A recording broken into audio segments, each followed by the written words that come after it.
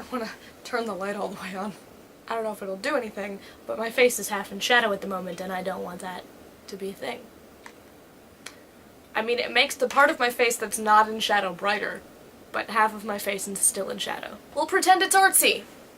I'm doing this on purpose. It's an artistic choice. So, fun fact for anyone who may not have known this, aka basically anyone who would watch this probably, I had a birthday recently, and I turned 21, and as I am, you know, having a birthday, people decided to buy me things, and this year people decided to buy me a spectacular number of books, and by people I mean Kate, who is sitting over there, laughing about this. Kate bought me a lot of books, and I bought myself a few books, and a couple of other people bought me a couple of books, and I'm going to show them all off. I have so many books. I don't think I've ever done a book haul this big in any of the videos that I've made, ever.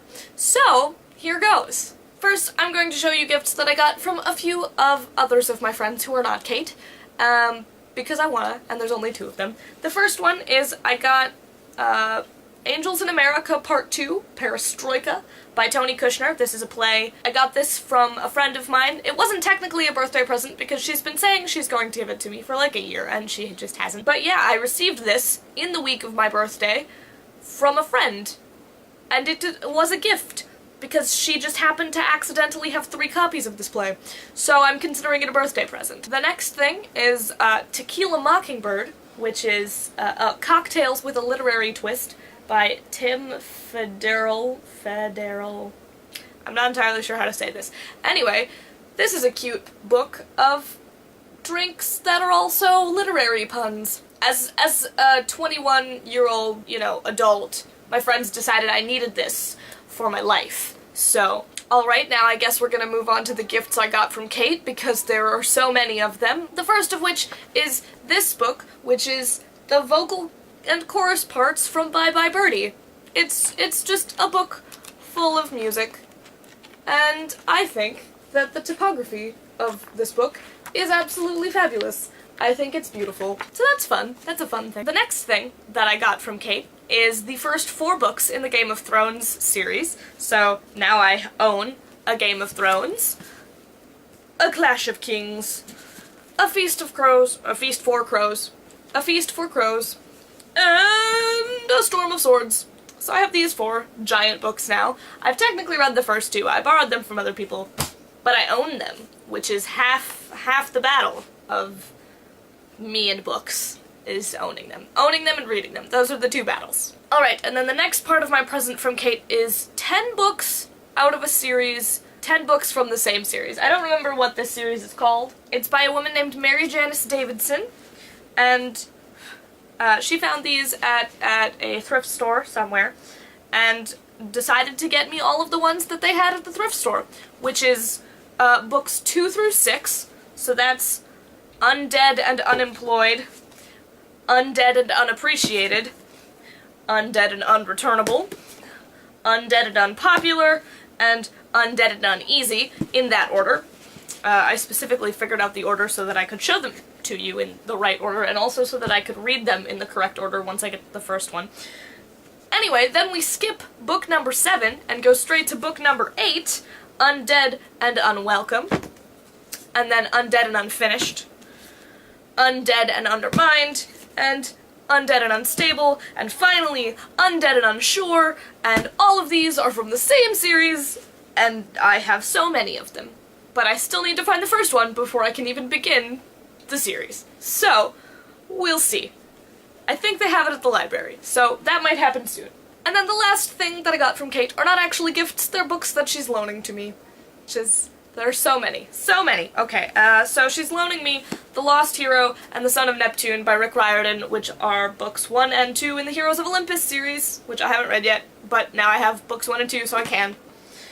And finally, a book called A Taste of Blood Wine by Frida Warrington, which is about vampires and World War I and London society in 1923 and other fun things.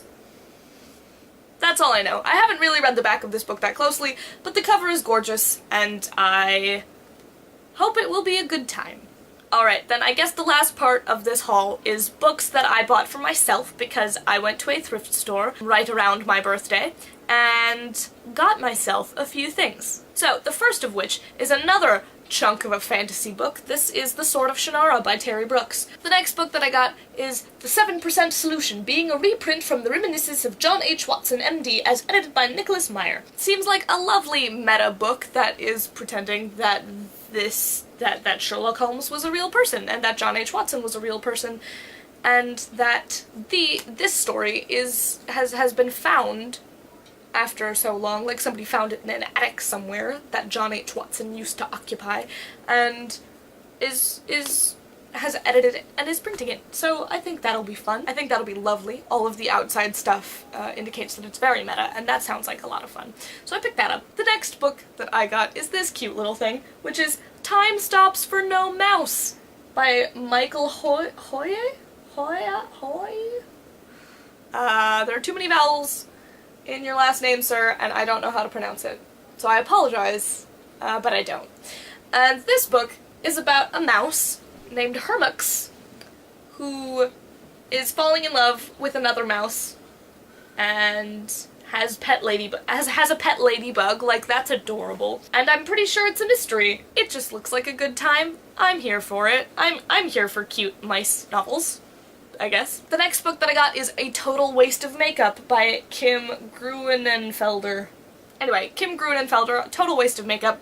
This looks like a fun chick flicky type book, which is, you know, about a woman who has a life in which she has problems with her family and romance and stuff like that, and weddings.